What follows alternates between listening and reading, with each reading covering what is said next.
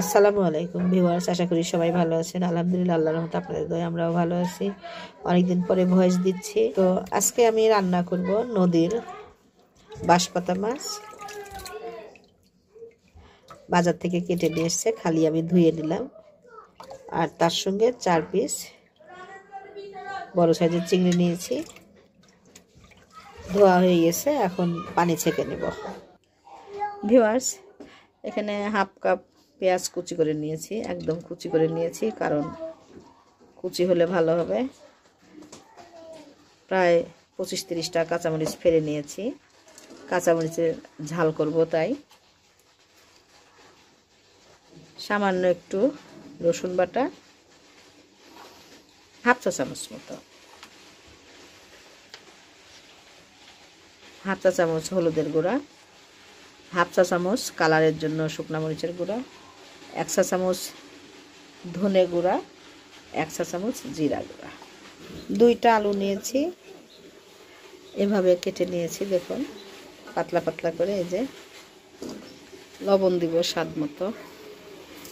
এবারে সয়াবিন তেল দিয়ে দিব 1/3 কাপের 1 কাপ মতো। সবগুলো এখন ভালোভাবে হাতে মেখে নিব। মরিচ পেঁয়াজটা একটু বেশি করে চটকিয়ে নিব মরিচের ঝালটা বের হওয়ার জন্য। নদীর ছোট সাইজের মাছ এভাবে হাতে ঘষে রান্না করলে দেখবেন স্বাদ ডবল হয়ে যায়।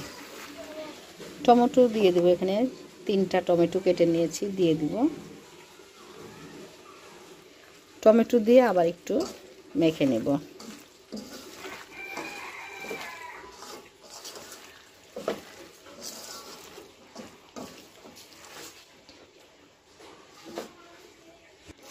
এখন মাছগুলো পানি ছেঁকে নিয়েছি, দিয়ে দিলাম।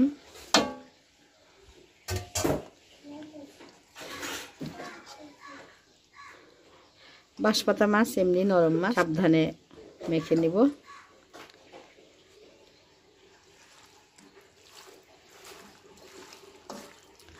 আলতো হাতে মেখে নিতে হবে।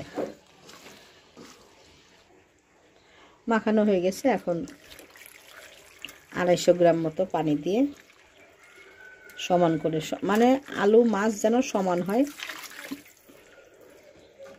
প্রয়োজনে 1/2 কেজি লাগলে দিতে হবে। দিয়ে তারপরে সমান করে নেড়েচেড়ে চুলার জালটা ধরিয়ে দেব। 15 মিনিট রান্না হবে, ঢেকে দিব।